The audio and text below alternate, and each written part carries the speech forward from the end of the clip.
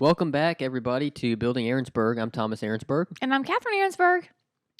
and in today's episode 3, Your favorite number, by the way. yes, it's a beautiful number. It's Based on, I'm not sure the number what. of. The Holy Trinity, Father, No, Son, there's and something Holy I was going Spirit. to go somewhere with triangles, and the triangles being like the. Oh, my Lord, don't nerd on I'm that. a math guy. Anyway, That probably is the reason why, to be honest. maybe. Anyway, it's your favorite number. Today's episode is on taking your time, so we will take you through how in our lives we have taken our time with everything. We are just two of the most patient people Mm-hmm. Especially that you've me. probably ever met. Everyone who knows me is laughing right now because I'm the least patient person on the planet.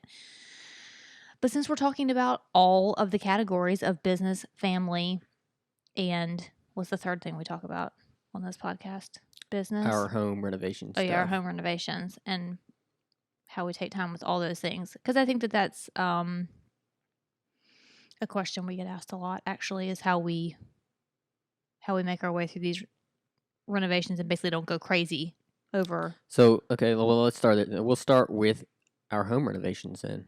Mm-hmm. How we've really taken our time getting through the whole process, and a lot of it I would say is probably financial though. Some of it is, but I think it's maturity too. Because I think that when we first started, I wanted things done pretty Pronto Stat 5. Yeah, Pronto Stat 5, as you say. But I've evolved, as we all do, and I've come around to being okay with living in a bit of chaos. And I think for me, when I first started, when we renovated our second house, I'm going to call it the second house. We're going to go from second house That's when we first started. That's when we first started, the second house. When we started second. The second house, I felt like we were building a home. The first house, I thought we were flipping it. And so it didn't feel like I was renovating it for home purposes. Yes, right? Definitely. Yeah, I agree. So in the second house, I felt the need, for whatever reason, to let people know what our plans were because it was such a disaster. The house was in such shambles.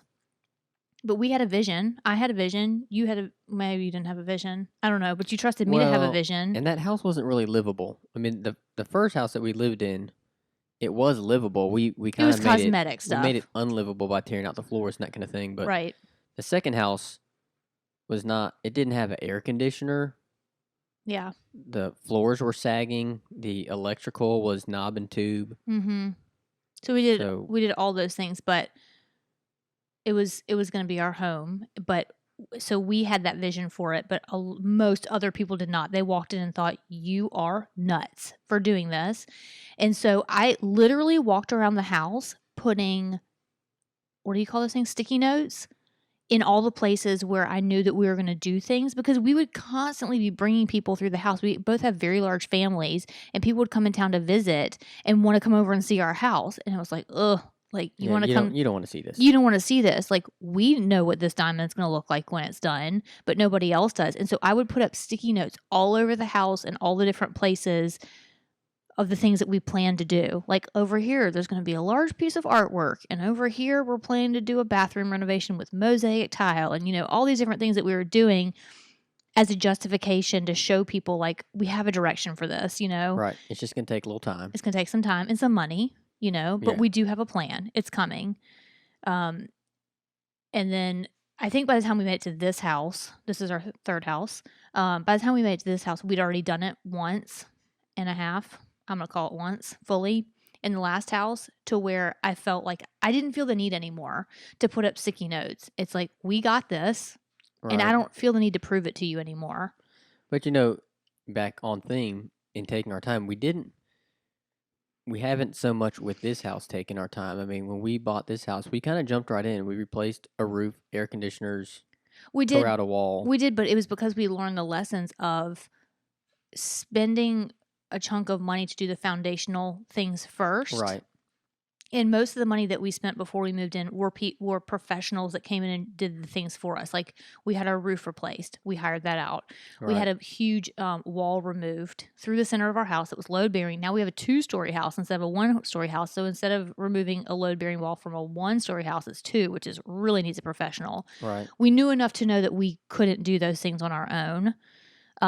But we also made sure to set aside enough money. We knew about how much it would cost. We set aside that money. We didn't put it into the down payment for this house. We set that money aside so that it would be available to do this big chunk of thing first, because we knew those were the foundational things going forward, that then we could build on that ourselves. After we did the professional things that matter the most, you want to make sure you have a good roof over your head, a solid foundation underneath your feet, this beam running through the house. Those were all in a new HVAC system. We did that too. Yeah. So before we even moved in, I think we were running about $40,000. It was like I was running stroking $10,000 checks. It felt like we were spending Monopoly money, like you always say when we get to Christmas time. Yeah. Christmas time and any kind of renovation, I always just feel like you just do what it takes to get the job done. But we had set aside a chunk of money. I think the beam was about $10,000. The roof was about $10,000. The HVAC system was $10,000, so $30,000. I think when we renovated the pool a little bit too, we redid the pool pump and you got that going. Now you did that yourself. Yeah, that wasn't a ton of money either. It was about $5,000. Yeah, it shouldn't have been that much money because we didn't know what we were doing with the pool. We knew what we were doing with the roof because we've done a roof before. HVAC, we've done an HVAC before. Yeah, we have a pool now in this third house that we like. Every house we buy, there's some new challenge that we've never done before, and you kind of have to learn all over again all the lessons that you thought you learned in the other houses, but it's always different when it comes to a whole new. You know what's funny though is the lessons that you're learning specifically like new skills, but the lesson's still there. Like the theme for today, taking your time. With the pool, I felt like we were rushing to get it done. We bought this house in February or March, yeah. And we wanted the pool ready by swim season, which in Mobile is like May-ish. Yeah. So we rushed in and we were dumping money. Yeah. I think into that pool. But I think all the big chunk of stuff that you did was right. You replaced everything on the pool pad. The sand filter, the pump, the chlorinator, the Polaris, all the things. Right. So, but we were buying a lot of chemicals for the chemicals are where we really hit the downfall, I think. Neither here nor there. Yes, I think that other than to say that we were rushing in, had we taken our time a little bit more, we probably could have done a little more research. Sure. That we don't need to buy. But I think too, there's hundreds of dollars of chemicals every single time we go to the pool store. I think that was definitely trial and error. I'm not sure I think that there is a balance between rushing in and taking things too slow and just dipping your toe. I don't know. There's a balance between those two things for sure. And sometimes we find it and sometimes we don't. And I would say that most of the time you don't know what it is until you've already gone through it.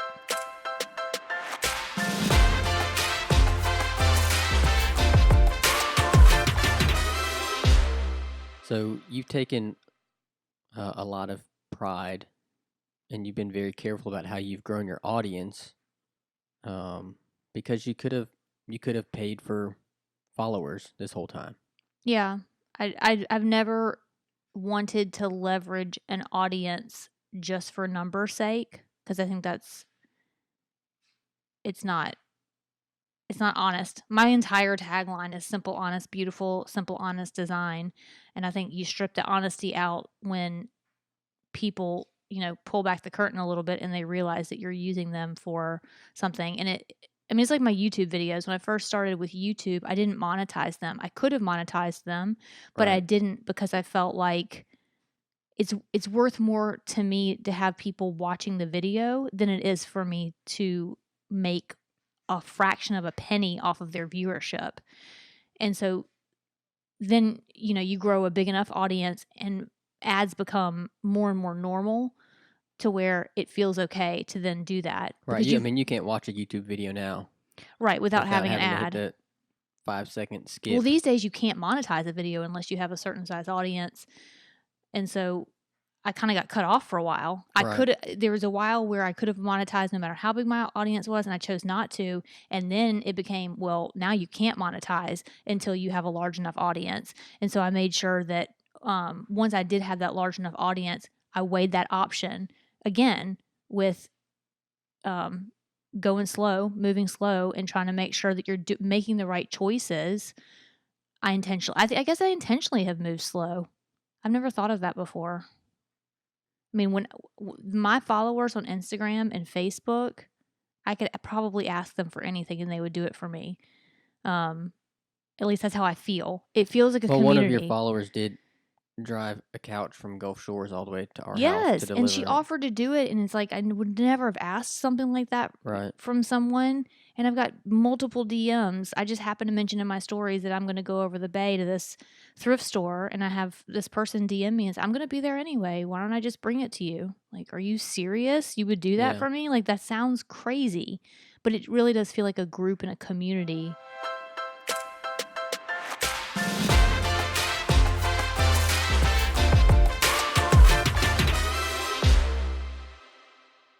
We've talked so much about my business and all these podcasts, but you're a guy who has started out as a teacher and is also a football coach, and you've had so many lifelong dreams of becoming a football coach at a higher level and, working your way up the system, the ladder, as they say. Right.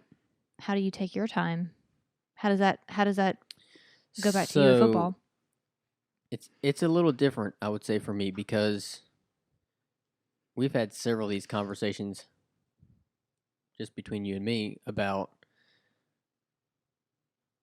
our focus has always been more on our family, and one of the things that comes along with that is that we're not going to uproot our family. Kind of the for those of you that don't follow football, particularly high school football in Alabama, but even college football is really no different. What coaches typically do to move up is they have to move out. So it's very rare for someone to be promoted within the same program from a low-level coach to the head coach. And so what most coaches have to do is move from school A to school B, where they take a little bit of a step up at school B and then take a little bit step up at school C and then to school D. And by the time you get to school X, every new job wants you to have a rung up on the ladder before you get to them. Right. They'll give you that next rung up, but you have to have. But they will rarely offer those steps to people within their own program. It's for whatever reason. I mean, it I'm sure if you look at businesses, there's probably a lot of businesses that are like that too. When a upper management position comes open or the CEO of the company comes open, they might look within their own business. Some businesses do, but a lot of times I think that might be a lot of conjecture on your part. We don't know much. I really about don't know. businesses. Yeah, I don't know to be able to say that. But anyway, for football, I can tell you that for football, they very rarely do that. Not that they don't do it, but it's very rare. So for me, the taking time is because we haven't been willing to move around everywhere across the state, across the Southeast. Yeah, maybe more than taking time. This is more of having to change your goals and dreams in the long run. Maybe. I mean, yes, maybe. But definitely, when I was 20 and I first got into coaching, I thought by the time I was 25, I was going to be the next head coach winning state championships. I'm sure every young coach thinks that. And very quickly you realize, well, if I want to do those things, there's a lot of things that you have to be willing to do, and I'm just not willing to do those things. We could for sure do a whole other podcast episode or 10 on football because I got lots to say about it. Yeah. But so for me, I mean, the taking your time really is kind of the result of me making personal choices for our family. Mm-hmm. That's led me. I mean, I'm now gone from a freshman assistant coach, which is about as low as you can get. I guess maybe like a middle school coach might be a little bit lower. When I first started out, I didn't get paid anything. The first 2 or 3 years I coached, I got paid $0. I was doing it just because I like to do it. To now I'm the passing coordinator, offensive coordinator for the high school that I coach at. So it's taken a long time. It's probably not the traditional path that coaches take, but it's the one that I thought was best for me and for our family. And so, And you love the school that you're at. right. And I don't know You what it's don't like want to to move work at other around. schools. You didn't want to do that. You didn't want to move around. You didn't want to Right. not only just for our family, but also because you did not want to leave the school that you were at. Yeah, I mean, I know that You're I a have a math good teacher, thing. you Right. know? Oh, as a math teacher, I could find a job pretty much anywhere. Yeah. But I know that I have a good thing. Every coach that ever comes to our school from another school, it very candidly tell all the coaches that are there, this is the best school I've ever worked at. And I've been hearing that for the last 20 years. Yeah. Why would you go Why would tempt I? fate? Yes. Why would I go? No, let me go try it over at this other Yeah. school because they're winning more So or whatever. I think what we're learning here is that sometimes we choose to take time, and sometimes taking time is forced upon us a little Sure. bit, and then we have to look back and wonder, or consider and contemplate, why were we put in that position? Why are we being forced to take time? I think a lot of times that the answers come to us, in hindsight.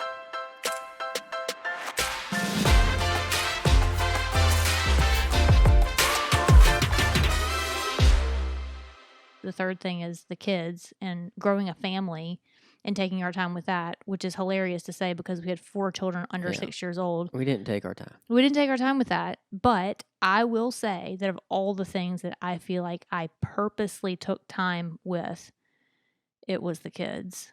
I've always felt like we're in a season. Our babies are little. In general, we had all very small children at one time. Right. Now they're all in diapers. Right, they were all in Now diapers they're at one all time. in school. Right. They're all in school. Someday They'll all be in high school. Which, I mean, it'll be hard. Like, there's just stages where that is horrible for them to all be. Like, they might all be going to college at the same time. Right. I mean, just as quickly as we filled this house with children, we will be emptying the house of the children. But I just mean from the larger standpoint of I took my time and not wishing it all away. Because I just know, I remember I was surrounded by moms at the time who were like, oh, I can't wait until they're out of diapers. Oh, I can't wait until they're whatever. Right. And while I knew, because I'm not the most patient person, and I was drowning with 4 children at home and doing all the things for them and caring, it was drowning. It was not easy at all. But I certainly didn't ever think, I just thought, this is a season. We will get through this season. There's light at the end of the tunnel. You can't see the light. It's like a pinhole sometimes. Right. But it's there. But yes, as far as expectations for kids, birth orders are a real thing. How they experience life, especially that close together. Number 3 for sure. They're 4 years old and you're expecting them to do the same thing as the 7-year-old is. Right. Which are much different things. I mean, even now every weekend I am the job assigner. I get a piece of paper out and I write down a list of jobs, and they should be on different levels. The oldest one should be able to do the laundry and the dishes and everything by themselves.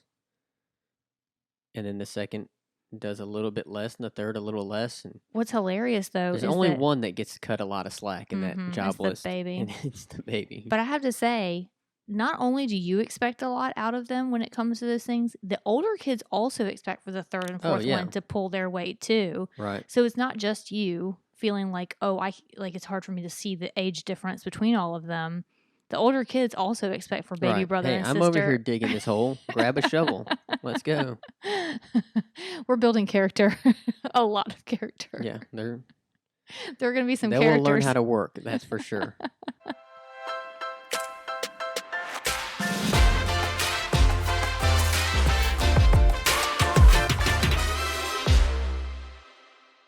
A segment that we want to phase into is questions from the audience. And through my Instagram, we got a bunch of good questions. And I picked one out today that kind of goes with the theme of this show, which is taking your time.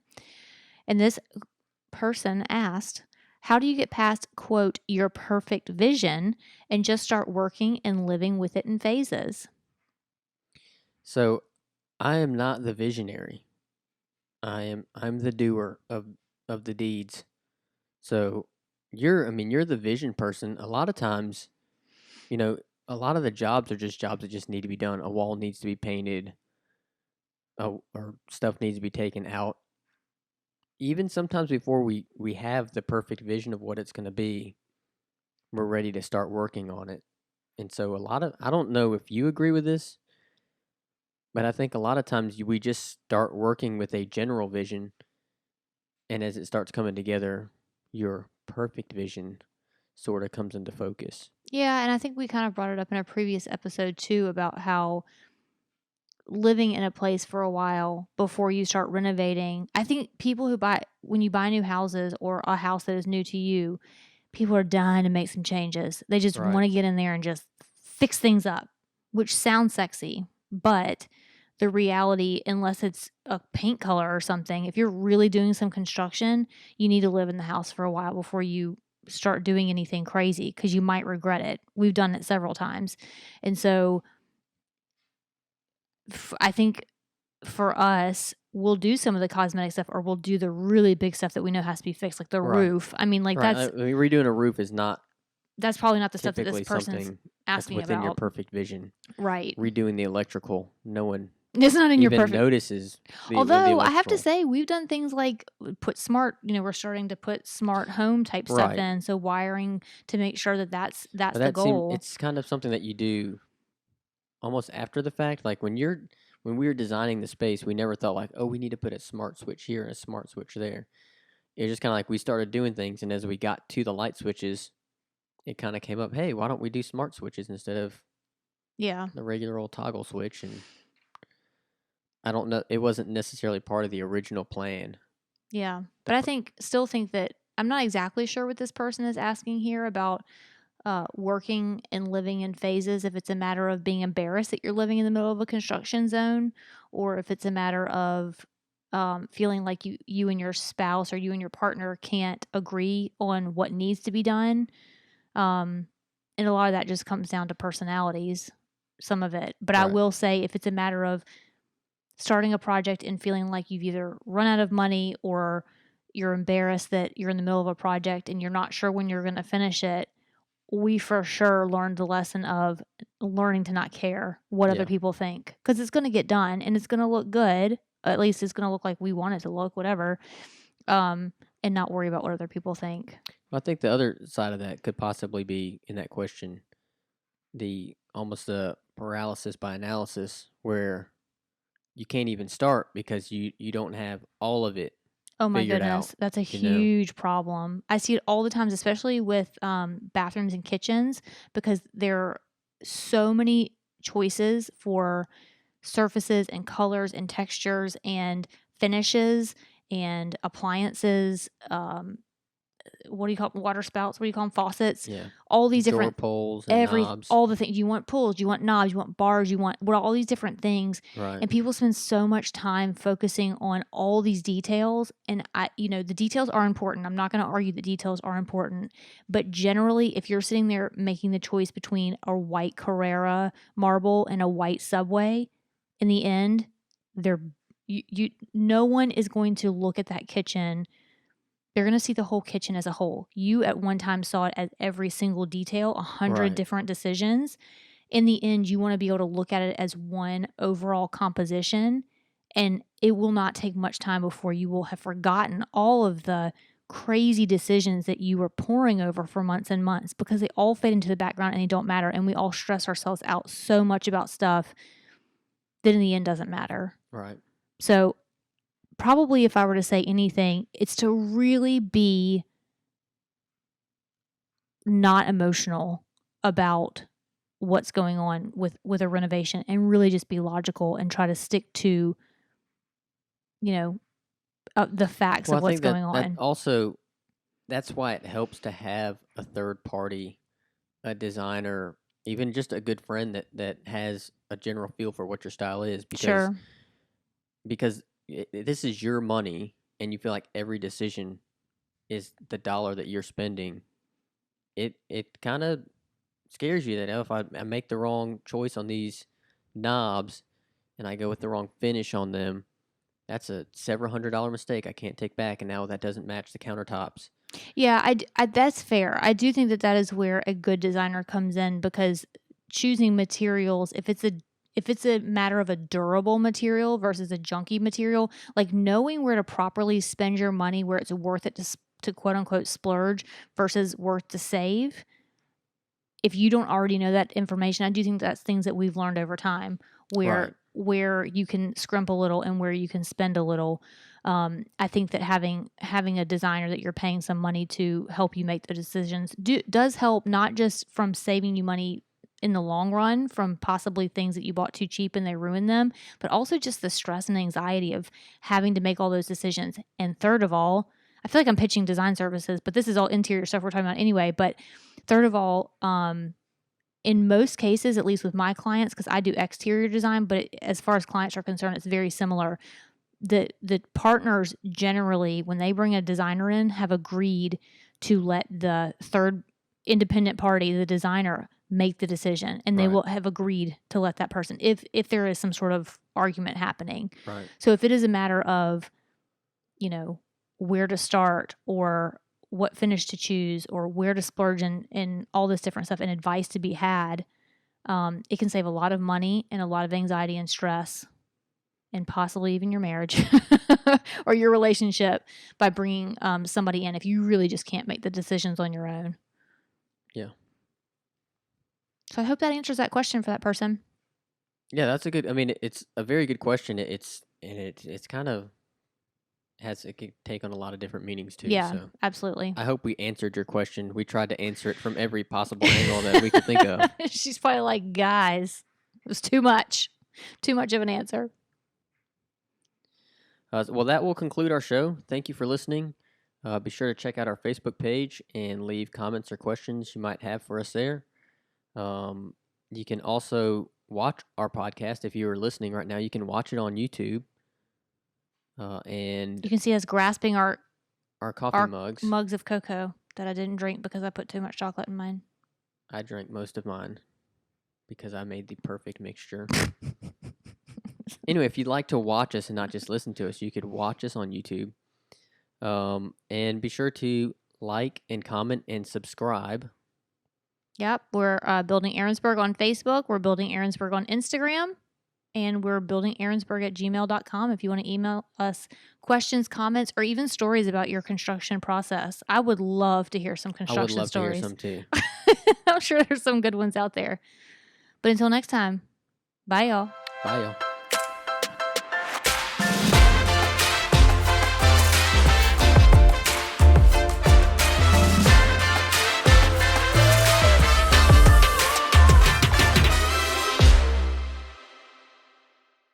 I turned you down because you're being a spaz and you didn't talk that loud, ever.